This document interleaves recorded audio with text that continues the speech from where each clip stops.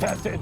Hey guys, it's Will from Tested. I'm here today to talk about, well, pour over brewing. This is the Hario Buono drip kettle, and it's kind of neat because it has this really long neck. I'll show you why that's awesome in a minute. We also have the V60, which is a dripper pour over type device. Basically, you put a paper filter in here, dump some coffee in, put this on your mug, and well, voila, coffee. Let's get right to it, and I will show you how it is done. Okay, so the first thing I've done is weighed 24 grams of coffee. I put in my Vladimir Putin mug. Just gonna dump this in here. Well, grind it up.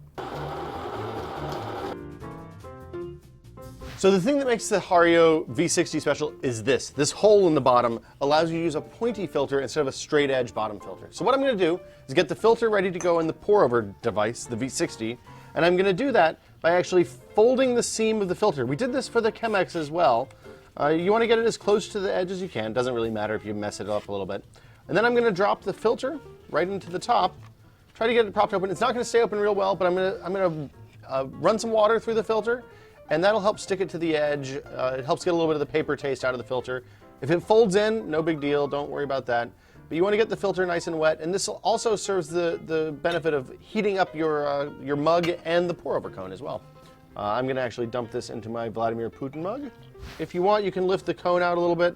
People say to do this. I don't think it makes a whole lot of difference. The goal, of course, as you're doing this, is to try to get the water to run through the coffee and not down the edges of the cone. So what I'm gonna do is make a little tiny well. It doesn't have to be a big one.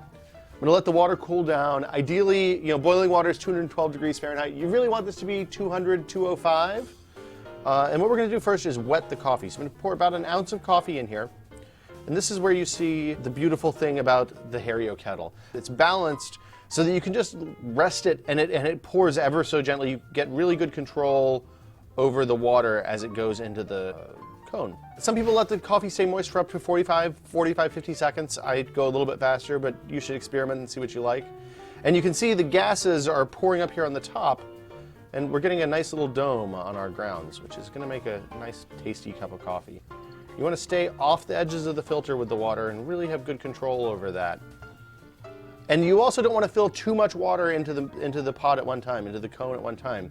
You really want to keep the cap of the water as low as you can, the top of the water level as low as you can. About half. You can, of course, put this on a rack. You can put it on a coffee pot, but you want to keep an eye on it so you don't accidentally overspill and make an enormous mess when you're making coffee this way. And the neat thing about the pour over is you can make as much coffee or as little as you want with this. If you just want to make a cup, you can make a cup. If you want to make more, you can make more. I've even made whole pots with this before, and that worked reasonably well. I'm going to call that a cup, and it's time to enjoy some coffee. So how'd I do, Chen? Let me test this. I brought my own mug.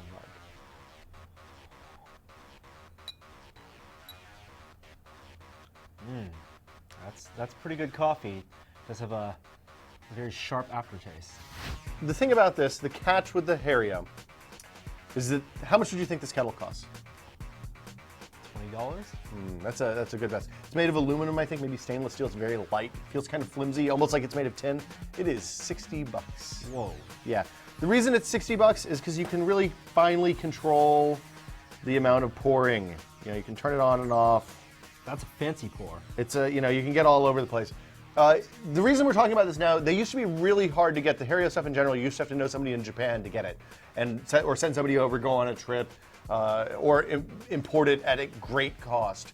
Williams-Sonoma recently has started selling this stuff, so you can get it at Williams-Sonoma now. It's a little bit more expensive there. I think there's also a couple people that sell on Amazon. But in the meantime, if you would like to try pouring over, check us out. There's a lot of good videos on YouTube as well. And for Tested, I'm Will. I'm Norm. I would like more of this coffee.